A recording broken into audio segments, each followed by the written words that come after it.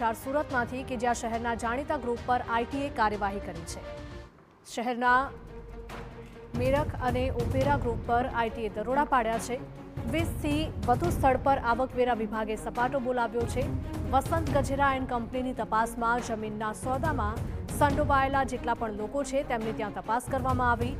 80 અધિકારી અને કર્મચારીઓની ટીમ દરોડાની કાર્યવાહીમાં જોતરાઈ છે। મોટી કરચોરીનો પર્દાફાશ થવાની પૂરેપૂરી શક્યતા।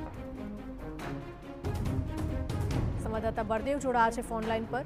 બળદેવ, સુરત શહેરના જાણીતા ગ્રુપ પર આઈટી હવે કાર્યવાહી કરી છે, શું આગળ પગલાં લેવાઈ શકે?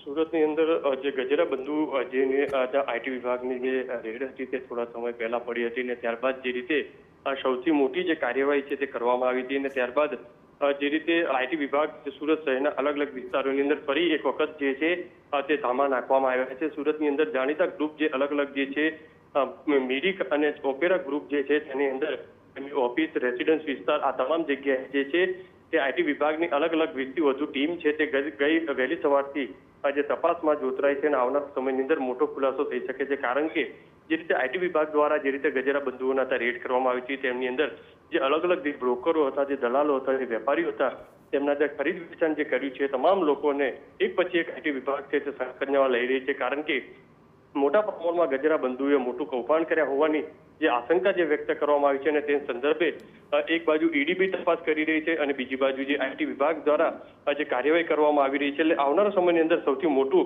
રેકેટ છે તે ગુજરાતની અંદર સામે આવી શકે છે। જી બિલકુલ, માહિતી બદલ આપનો આભાર બળદેવ।